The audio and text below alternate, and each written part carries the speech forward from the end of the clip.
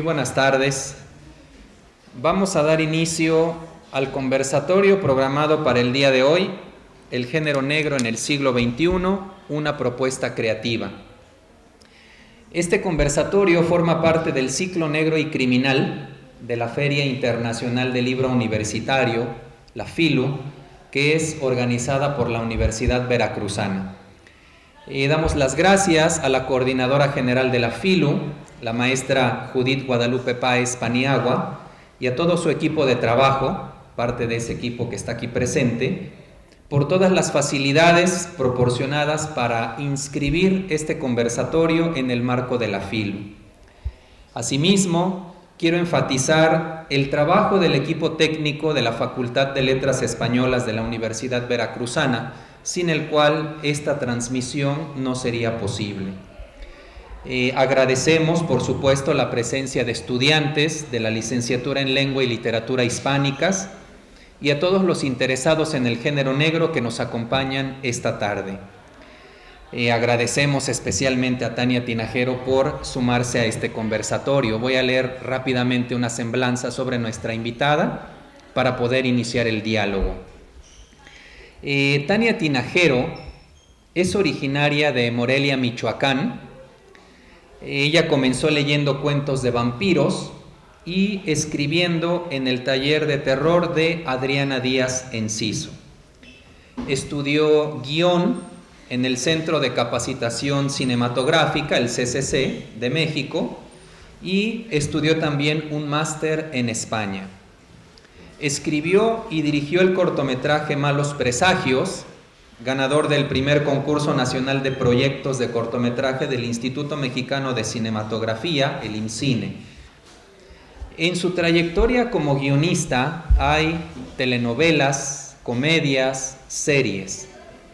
Fue becaria del FONCA en la categoría de jóvenes creadores. En 2022 apareció en la lista Forbes de los 100 mexicanos más creativos en el mundo. Un acto de amor, que tenemos aquí este libro y tenemos ejemplares para su venta, es su primera novela, la cual escribió como una búsqueda personal de libertad creativa. Esta novela fue ganadora del concurso nacional de novela negra Otra Vuelta de Tuerca en el año 2022. Hay que decir que este concurso en materia de género negro es el más importante de México. Actualmente vive en Tepoztlán, Morelos, con su familia y sus perros. Divide su tiempo entre su trabajo como guionista y su pasión por escribir. En nombre de nuestra comunidad, Tania, te damos una cordial bienvenida y te agradecemos por sumarte a este conversatorio. Vamos a recibirla con un aplauso, por favor.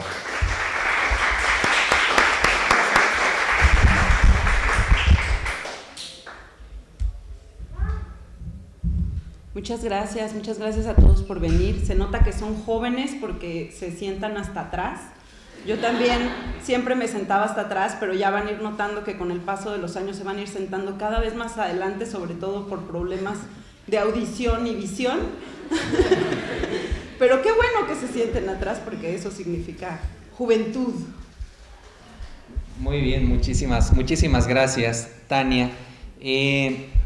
La idea de este conversatorio es poder plantearte algunas preguntas a partir de tu experiencia como guionista, como creadora, con la finalidad de desembocar en una plática sobre tu novela, que es tu producción más reciente, y platicar también en torno a tu propuesta creativa como escritora. En ese sentido, me gustaría que empezáramos sabiendo algo, que nos contaras un poco sobre tu experiencia como guionista, cómo llegas al guionismo, cómo se dan estos procesos al interior de esta profesión, que es distinta en muchos sentidos a la profesión al oficio del escritor.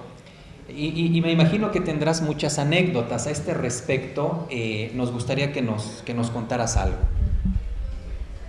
Híjole, si empezamos por el principio, tendría que decir que todo empezó con una crisis de la edad y una depresión, lo que me llevó a escribir. Eso estaba yo cuando tenía 21 años en una etapa dura de la vida, porque la juventud también puede ser muy dura, y encontré una salida en la literatura, en este taller de literatura de cuentos de terror. Mientras estaba estudiando ahí, yo lo que quería era estudiar cine, yo quería ser directora de cine. Claro, si ahora como mujer quisiera ser directora de cine en este momento, 2023, sería mucho más fácil, pero nos tenemos que remitir allá por 1997, 98, en el siglo pasado, donde las oportunidades no eran tantas y estaba muy difícil. Entonces no pude entrar a estudiar cine en el CCC, a estudiar dirección y producción, era súper difícil, creo que sigue siendo muy difícil entrar, pero en ese entonces más. Y este campo de escribir se me abrió en ese momento, entonces cuando volvió a hacer el examen dije, a lo mejor si entro a guión es más fácil y ya después me cambio a dirección. Y sí entré a guión, pero ya nunca me cambié a dirección porque encontré pues mi vocación y todo acaba en Sion. Pero así podría decir que llegué yo al guionismo, digamos como por una desilusión y de ahí, bueno, se convirtió en mi carrera, ¿no? O sea, llevo pues más de 23 años siendo guionista, entonces digamos soy guionista desde antes de que hubiera streaming, ¿no? Y muchas cosas que ahora ya damos por hecho, pero ha sido pues una larga carrera.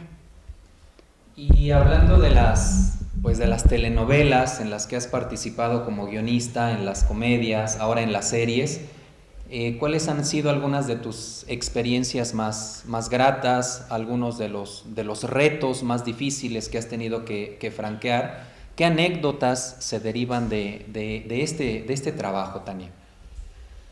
La anécdota más chistosa que podría contar, porque la historia se vuelve negra conforme pasan los años hasta la desilusión total, pero digamos que empezó muy bonito cuando mi primer trabajo en televisión fue un programa de comedia que después fue muy famoso, que fue María de todos los Ángeles. Ahí era una locura, éramos un montón de escritores, varios de ellos jalapeños, que iban a México a escribir el guión. Nos juntábamos todos en casa de Mara Escalante, la actriz que hace de Doña Lucha y de María de todos los Ángeles. Fumábamos mucha marihuana y decíamos muchas pendejadas. Así se escribía María de todos los Ángeles. Fue una etapa muy divertida porque era un espacio muy colaborativo donde pues todos decíamos cosas y nos reíamos y pachequeábamos y era como muy lúdico. Pero fue mi único trabajo así, lamento decepcionarlos y eso creen que ese es el guionismo, no, después se vuelve técnico y aburrido. Pero esa es una de las anécdotas, digamos, divertidas, que así entré al mundo del guionismo, ¿no? Después de eso estuve varios años como trabajando en trabajitos menores, ¿no? Traduciendo y así ganándome la vida y buscando becas, pues cuando estaba en Jóvenes Creadores, que apliquen, chicos, es una muy buena beca que les permite vivir un año haciendo un proyecto que les lata, es muy difícil también, pero se puede, y haciendo diferentes cosas. Y hubo un momento, yo vivía en Morelos en esa época, en el que sentí que me estaba un poco como quedando atrás, porque no vivía en la ciudad.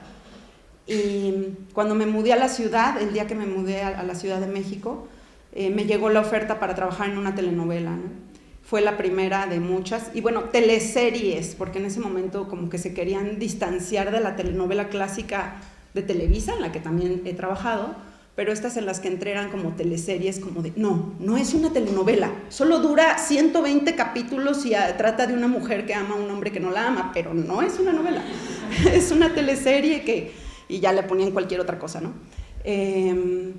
Y bueno, ahí empecé a entrar como al mundo de la televisión tal cual, en el cual trabajé muchísimos años, pero lo que me llevó, les digo, a este final, pues no sé si triste, pero más amargo, fue que a lo largo de los años de escribir televisión, esas ganas con las que yo había empezado a escribir cuento en este taller de literatura de terror, como con estas ganas creativas, como con las que me imagino están todos ustedes con sus textos, pues se fueron apagando, ¿no? Porque, claro, en el mundo de la televisión te dicen qué escribir, cómo escribir, dónde escribir, a qué horas, o sea, todo está ya como muy esquematizado, pues, ¿no? Entonces empecé a sentir que me hacía falta recobrar pues esa voz narrativa que en algún momento fue lo que me llevó a querer escribir en su primer momento, ¿no? Y bueno, de ahí nace Un acto de amor, ¿no? Que empezó en un principio, la primera vez que pensé en esta historia, pensé en hacerla serie. Se me ocurrió la idea de una famosa modelo, desaparece en una playa mexicana, la policía la busca, se me ocurrió como serie, pero no la pude vender y entonces dije, bueno, pues la hago libro y aquí está. Después la haré serie porque pues esto es así, claro. Pero bueno, digamos que nació de esa necesidad de dejar de contar lo que otros me dijeran que tenía que escribir para volver a retomar lo que a mí me interesaba contar. Y justo ahora que das ese paso del guionismo a la narrativa, entiendo que había ya una historia que te venía dando vueltas en la cabeza desde hace mucho tiempo y que, bueno, finalmente desemboca en la historia que nos cuentas en Un acto de amor, y que hay una serie de cursos, hay una serie de canales que te motivan a ir aterrizando esta historia. Tengo entendido que tomaste el curso de Vindictas, que ese fue una gran motivación en tu carrera, que hubo por ahí un canal de YouTube relacionado con consejos para escritores, que también eso te motivó a seguir adelante. Y ahora que comentas esta idea de el querer vender esta historia como serie, el que no se haya dado de ese modo, me hiciste recordar en un diálogo de esta película de Woody Allen, Medianoche en París, que no sé si la vieron, la recuerden. Hay una parte donde el protagonista le dice a una de estas chicas, ¿no? de los años 20, del siglo pasado, que a él le hubiera gustado convertirse en narrador y haber dado el salto a la narrativa y no quedarse en esta idea del diálogo. Y me da la impresión, es una impresión personal, que ahí está Woody Allen en esos diálogos. ¿Cuánto de este sentimiento influyó en ti? Si va más allá de la historia, si tiene que ver con el hacer del guionismo un salto más allá hacia la narrativa. Cuéntanos un poco sobre estas motivaciones. Bueno, primero, regresando a lo de Vindictas, Vindictas hizo ¿cómo se llamaba? Un seminario que se llamaba Mujeres de Negro, Mujeres Escribiendo Literatura Negra y Policial. Y yo no sabía nada de esto, yo solo quería escribir una novela negra y empezaba y me regresaba y no me gustaba y la volví a empezar y así pasaron años. Y un día mi esposo me dijo, pues, si crees que eres la única mujer que está escribiendo literatura negra en México, permíteme decirte que ya está, hasta un seminario, ¿no? Y yo entonces en ese momento me enteré así como de, hay un club, quiero pertenecer, ¿cómo le hago? ¿Dónde pago mi cuota, no? Y me metí a ese seminario y fue revelador, o sea, el día que empezó el seminario, el día que empecé a escribir esta novela. Porque abrieron el seminario hablando como de la historia de la literatura negra y claro, pues Edgar Allan Poe y todos los hombres que han participado en la creación de este género, pero también hablaron de las mujeres, que pues porque Vindictas habla de las mujeres que han sido invisibilizadas a lo largo de la historia de la literatura, ¿no? Y entonces hablaban de esta mujer que escribió no sé cuántas novelas y que además tuvo como 10 hijos y en el siglo XIX, y yo así como, ¿qué? Y yo me quejo porque tengo una hija y un trabajo y no puedo escribir mi novela. No, pues hoy empiezo, porque no, ya lo tengo aquí, ¿no? Y justo ese día sí, pero ¿por dónde empiezo, no? O sea, yo no fui a una facultad de letras. Digo, tomé un taller de literatura y luego lo dejé y luego estudié guionismo y luego trabajé, entonces no tenía yo como las bases, digamos, literarias como para decirme, me planto y escribo una novela, ahora sí. Y pues, ¿qué hice? Pues lo que hacen las señoras de este siglo, googleé YouTube, consejos para escritores, y me salió el canal de YouTube de Lorena Anqui, el Consejos para Escritores. en el que, bueno, va dando paso a paso muchísimos consejos de todo, desde escribir y publicar y todo el paso a paso, ¿no?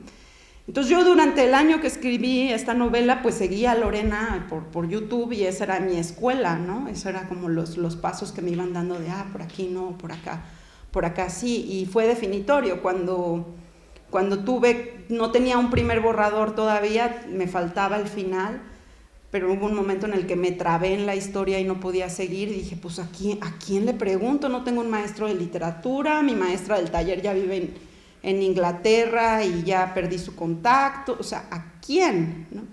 Pues a Lorena, ¿no? Y entonces le escribí, oye Lorena, escribí no sé qué, le mandé mi novela, la leyó y me dio muy buenas directrices como hacia dónde seguir.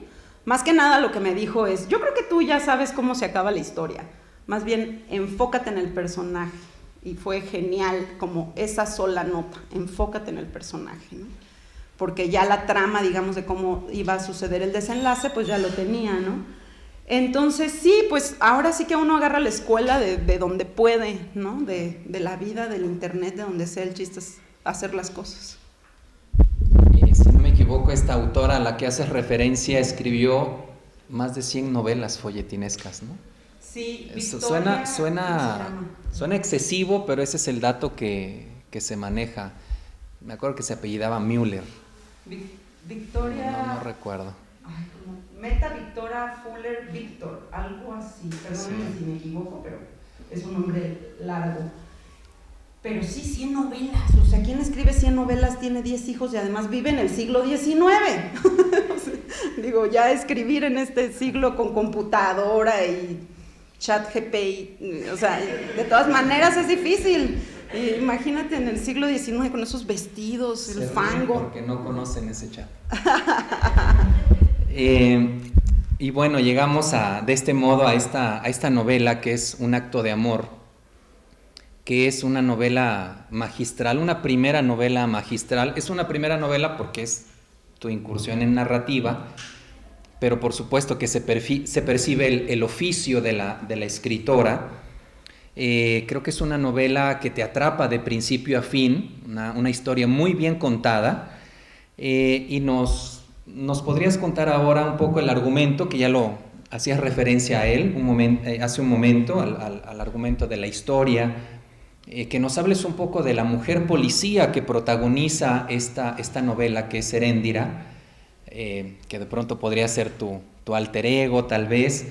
Los temas de violencia que tratas, los cuestionamientos sociales que haces, que hablas de una parte de la corrupción, pero que de pronto hay gente que podría no corromperse como uno esperaría.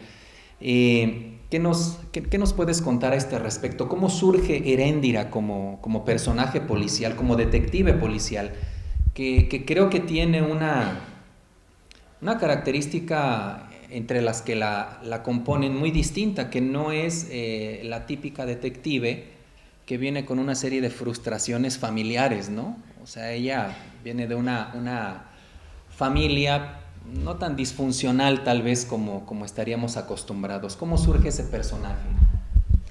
Bueno, la primera vez que se me ocurrió la idea de una mujer policía fue porque otra amiga me dijo, ¿por qué no hacemos unos guiones, hace ya 1000 años de esto, de las novelas de Petros Márkaris? Petros Márkaris es un grande de la novela policíaca griego, que tiene una cosa en común en todas sus novelas, y es una crítica social, ¿no? Una crítica social a la situación en la que vive Grecia, de crisis y de inseguridad y muchas cosas, ¿no?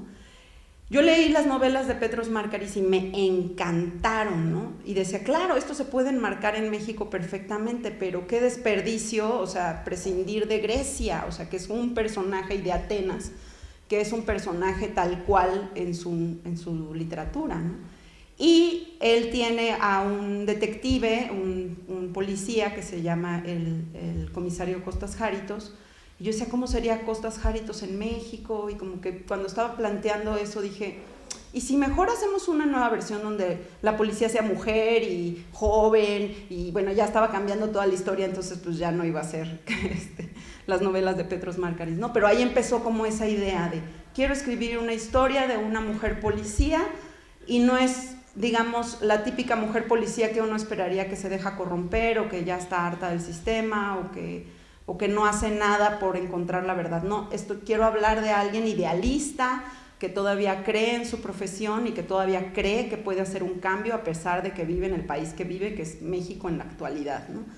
Y ahí se me quedó guardada, todavía no tenía nombre, en algún momento se llamaba Lucía, pero Lucía era policía y trabajaba en una comisaría y pues como que no quedaba que rimara tan gacho, entonces durante mucho tiempo esa mujer policía sin nombre se me quedó por ahí. Y por el otro lado, siempre soy muy morbosa, entonces me gusta leer todas las noticias de farándula por un lado y del otro lado pues también de crímenes, ¿no?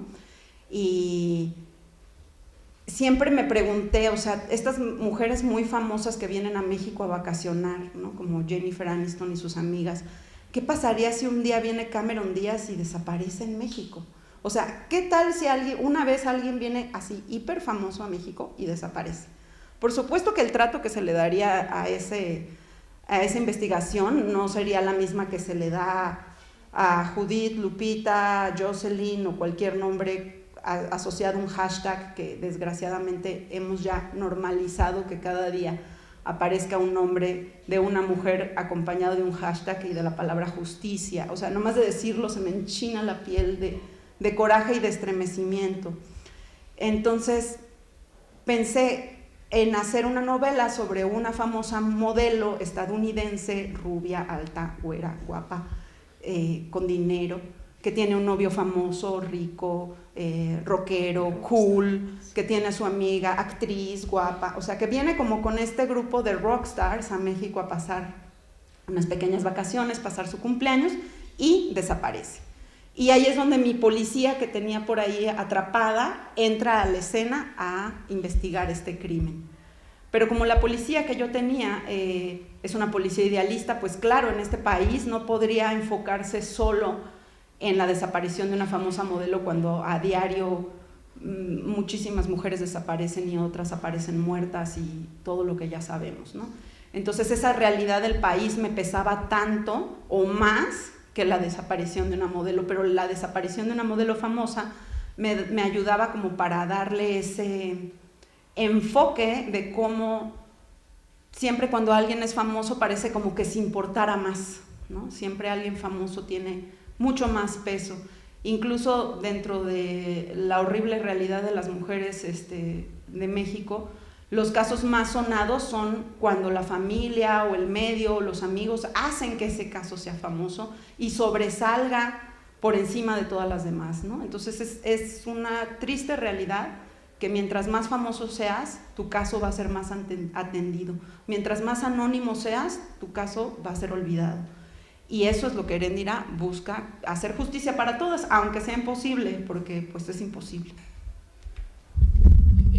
Creo que este es uno de las reflexiones sociales que uno puede encontrar en esta novela.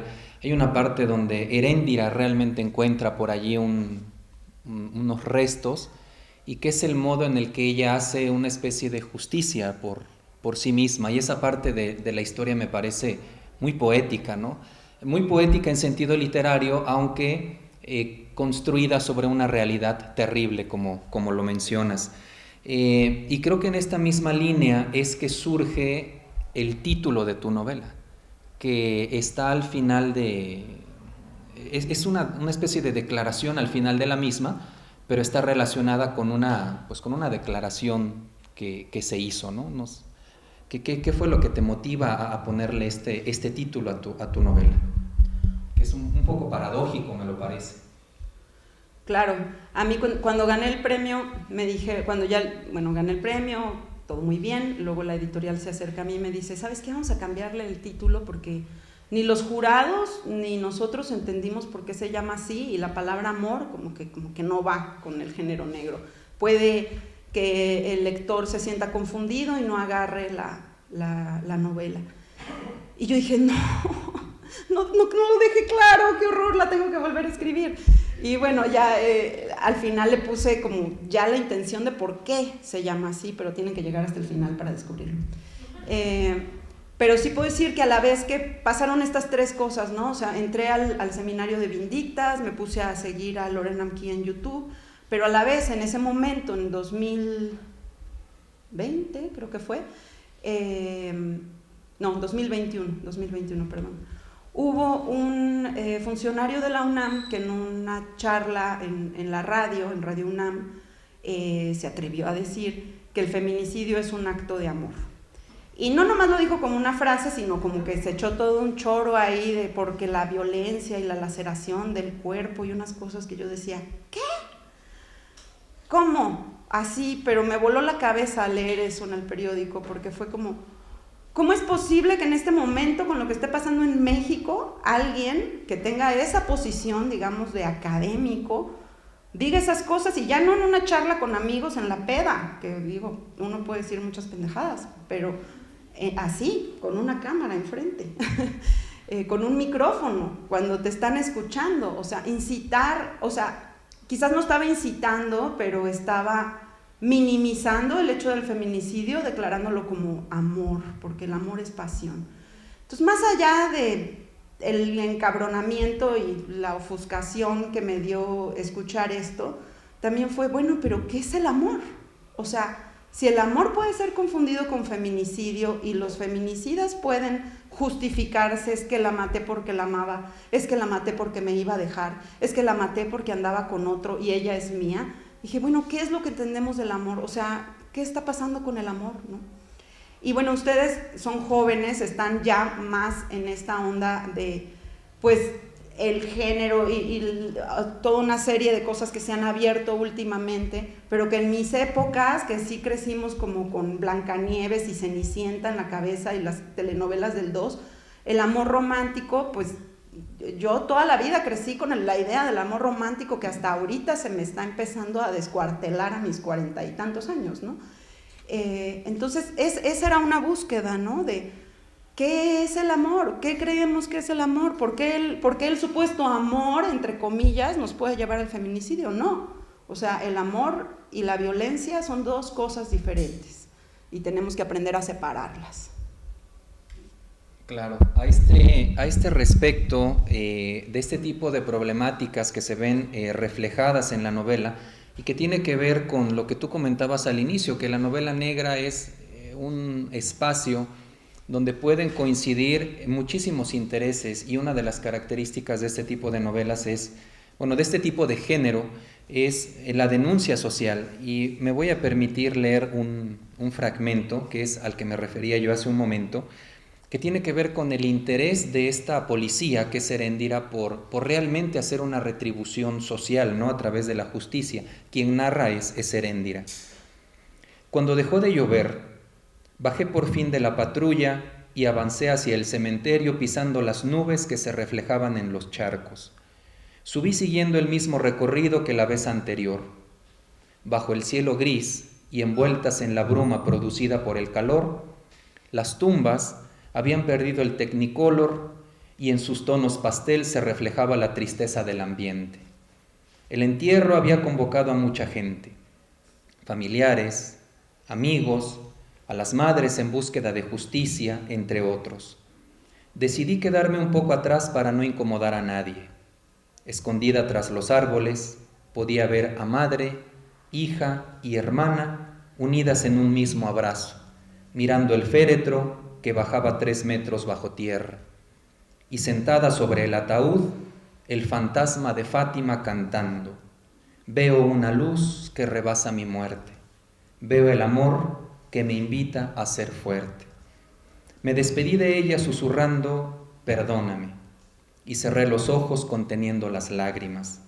Cuando los abrí, Fátima ya no estaba sola. Los muertos se habían levantado de las tumbas y junto a sus viejos conocidos de la fosa común le hacían el coro: veo una luz que rebasa mi muerte, siento el amor que me invita a ser fuerte. Y por último, Betty, Lupita, Sandra y todas las mujeres de mis expedientes cuyas muertes no había podido resolver, llegaron caminando para unirse al canto. Y desde la esperanza quiero mirar al otro lado de la noche, del árbol de la rabia quiero gritar al otro lado de la noche.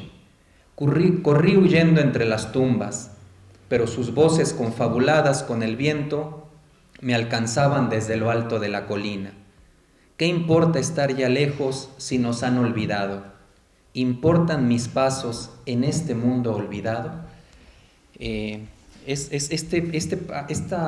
fragmento me parece fundamental para entender, creo, parte de tus preocupaciones sociales.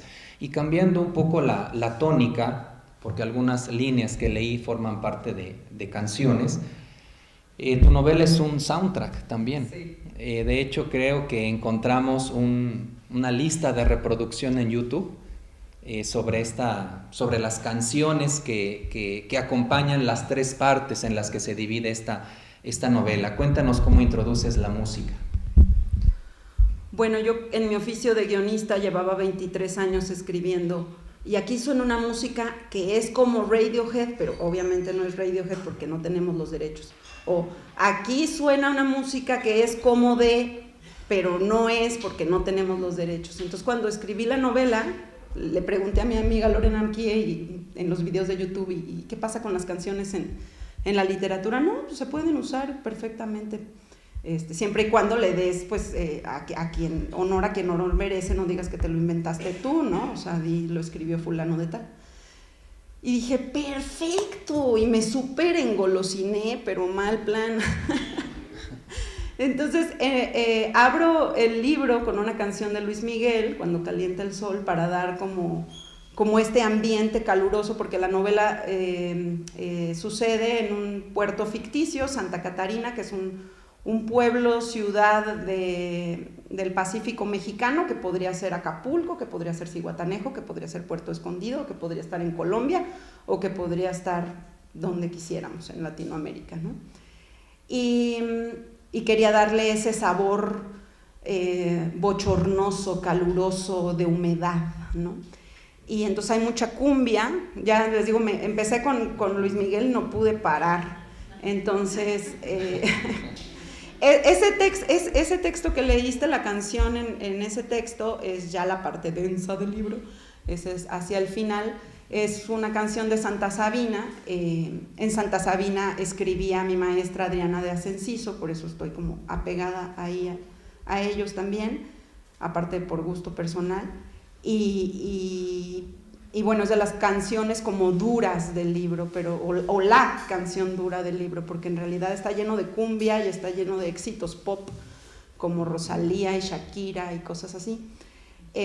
Porque yo sí creo que somos las canciones que hemos escuchado, somos los videos que hemos visto, somos los libros que hemos leído, somos las películas que hemos visto, somos las series que vemos. Todos esos referentes culturales nos dan elementos que conforman nuestra personalidad. Entonces, si desde niños estamos escuchando canciones de desamor o de mátalas, pues claro, esa es nuestra psique, ¿no? O sea, siempre en estas presentaciones hago referencia, porque hasta que no la prohíban, voy a seguir diciéndolo, la canción de Mátalas de Alejandro Fernández. O sea, ¿cómo alguien puede pararse en un escenario y decir mátalas y mátalas y mátalas y conviértete en un asesino de mujeres? Perdón, pero eso debería estar prohibido, porque las canciones se quedan en nuestra psique. Las canciones, igual los libros se nos olvidan, las series se nos olvidan, las películas se nos olvidan, las tramas se nos olvidan, pero las canciones se nos pegan como chicle al sol. O sea, puede ser una canción que escuchaste en el 82 o en el 92 o en el 2002 y la escuchas y te remite a ese momento, ¿no? Entonces, para mí sí era muy importante plasmar eso en el libro, y como les digo, me engolosiné. Entonces, el libro está escrito a manera de diario, es un diario de Heréndira, que ella va plasmando lo que le pasa día a día, pero a través de las canciones que va escuchando, en la radio, en el karaoke, las canciones que a ella le gusta y ella pone en Spotify o en YouTube. Y son muchas canciones pop, mucha cumbia, pero que habla justamente del tema de la novela, ¿no? De la relación del amor con la violencia. Hablando de esta relación amorosa, ¿no?, a la que aludías hace un momento, vamos a encontrar también temas muy novedosos. Por ejemplo, la hermana de Heréndira, que se identifica más como como género fluido, y lo que le cuesta, por ejemplo, a los personajes que la rodean, dirigirse a ella con el pronombre le, por ejemplo, ¿no? Entonces esa es una característica de esta historia. Creo que otra característica importante es que si bien hoy en día las novelas de género negro no tienen por qué estar caracterizadas por tener esos dos hilos en la trama, uno puede leer una historia lineal de principio a fin y disfrutarla. En esta historia, en esta novela, encontramos esa trama que está por encima, que está sobre la superficie, pero es muy interesante que hay una vuelta de tuerca al final. Obviamente no vamos a hacer la revelación, pero hay una historia que siempre está frente a nosotros como lectores, pero que no la vemos realmente, no vemos la gravedad de la situación hasta que concluimos la novela, ¿no? Es lo que siempre estuvo frente a esta policía, dándole atención a los crímenes, a los casos que llegaban a su escritorio. Y creo que también es una advertencia para el lector, ¿no? Que de pronto convivimos con gente que tiene problemas y no nos damos cuenta o los normalizamos. Entonces, por supuesto que están invitados a leer esta historia. Y ya para ir finalizando, Tania, me gustaría que habláramos sobre tu propuesta creativa, porque realmente nos compartías hace unos minutos algunas ideas muy importantes sobre que te remontan a Stieg Larsson, pasando por Petros Márkaris, que realmente Petros Márkaris es un autor formidable. Su saga tiene como 7, 8 entregas, ¿no? El accionista mayoritario, liquidación final. Kostas Haritos, creo que una de sus características es que percibe aromas, ¿no? Él es muy bueno para percibir aromas y eso le ayuda a resolver los crímenes. Cuéntanos un poco sobre este trayecto literario en materia de género negra que te ha influido y que te ha marcado en ese sentido. Sí, bueno, yo creo que una de las cosas más importantes de la literatura negra y criminal es esa búsqueda de confrontación social, no sé cómo decirlo. Escribí un texto que estaba más bonito que lo que pueda yo decir así, pero, o sea, siempre la literatura negra, la literatura policial siempre se ha caracterizado por ser una lectura de la sociedad en la que está enmarcada la novela, más allá de un simple crimen, ¿no? O sea, para mí la mejor novela policíaca es aquella que no solo me está diciendo hay alguien que murió, que lo mataron y hay una investigación y vamos a ver cómo se resuelve este crimen, no, sino que hay algo de fondo, que hay un contexto social que ampara todo esto, ¿no? Entonces, decía yo en ese texto que escribí que nos olvidemos ya de la chica del tren, la mujer de la ventana, la chica de al lado, la chica de no sé qué y la chica de no sé cuánto, para regresar a la chica original que hizo que este boom de la novela negra en el siglo XXI, que es Lisbeth Salander, ¿no? La chica del dragón tatuado. Que, ojo, ese título es el título que le puso Hollywood al libro. El libro originalmente se titula Los hombres que odian a las mujeres, ni siquiera los hombres que no aman a las mujeres, que es muy diferente que los hombres que odian a las mujeres. Que hay una crítica social, que hay una búsqueda de ir más allá de un simple crimen, de decir, esta sociedad está enferma porque esto, ¿no? Entonces sí, yo sí me quise abocar a ese tipo de literatura negra que no nada más es resolver un crimen. Sí, está esa parte, se lee rápido, hay un crimen, al final sabemos qué pasó con la modelo desaparecida, famosa, pero no es tampoco lo más importante, porque lo más importante para mí es el contexto de dónde está sucediendo esto.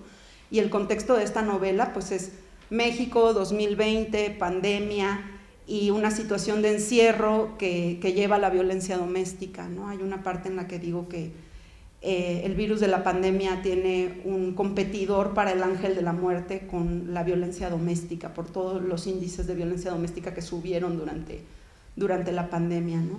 Estas mujeres que quedaron atrapadas con su abusador sin poder salir de ahí, sin poder pedir ayuda, aisladas de la gente que pudiera haberlas ayudado, ¿no? Desgraciadamente es una situación que aunque la pandemia ya, no sé, va de salida o no, no quiero meterme en ese tema, pero la violencia hacia las mujeres sigue, ¿no? A la mañana en el desayuno veía una cosa que decía yo, no puede ser, de esta chica en Oaxaca que la acaban de acusar de exceso de legítima defensa propia al matar a su abusador y posible feminicida. Entonces, ¿en qué mundo estamos viviendo? ¿En qué mundo estamos viviendo en el que una mujer que se defiende de un güey que la estaba violando, pues la encarcelan, ¿no? Entonces, eso a mí me puede muchísimo, y es lo que quise, pues intenté al menos, ¿no?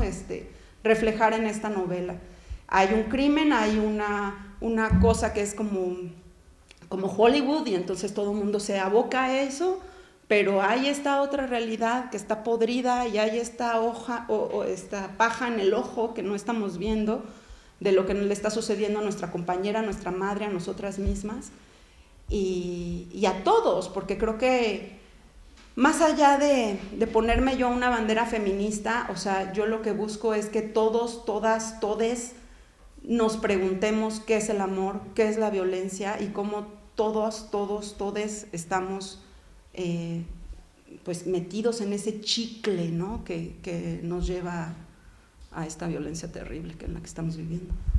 Ahora que haces referencia a esta mujer de Oaxaca que ha sido acusada, también tenemos el caso, voy a referir el nombre, si me equivoco con el nombre y alguien lo sabe, corríjame por favor, creo que es Silvia Arbizu. Sí. Silvia Arbizu, que pasó 15, 17 años en la cárcel por defenderse de su abusador.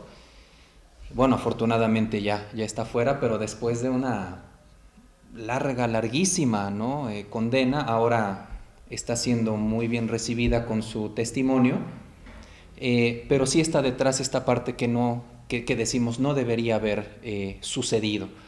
Creo que eso es algo que me parece importante también de la novela, y la situación que referías de la pandemia. Realmente esta historia sucede, literariamente hablando, durante la pandemia, y me llama la atención porque en algún momento escuché decir, por ejemplo, a Bernardo Esquinca sobre esta cuestión terrorífica, ¿no? Del que significó la pandemia en muchos sentidos, que él cómo veía que se iba a aterrizar esta situación en la literatura, y él dijo, bueno, muchos más, que para que esto cuajara en la literatura había que dejar pasar mucho tiempo, ¿no? Como suele ocurrir con ciertas situaciones, para que cuajen y uno pueda hablar mejor de ellas, tiene que dejarlas en la distancia. Pero aquí tenemos un caso contrario, ¿no? Nos habla de una situación que es cierto, la pandemia ya no está al parecer en su máximo esplendor, pero pues todavía nadie se atreve a decir que ha terminado, y tenemos este escenario muy bien delimitado, ¿no? en la novela. ¿Qué estás escribiendo ahora, Tania? Vamos a tener la oportunidad de leer una segunda parte, teniendo a Heréndira como policía, una saga. ¿Qué es lo que viene para Tania Tinajero en materia de narrativa? Ay, pues sí, estoy escribiendo otra novela. No me atrevo a decir que es la segunda parte, porque tienen que acabar de leerla para saber si siquiera puede existir una segunda parte. Pero sí, estoy escribiendo otra novela, y cuando la tenga la vendré a presentar.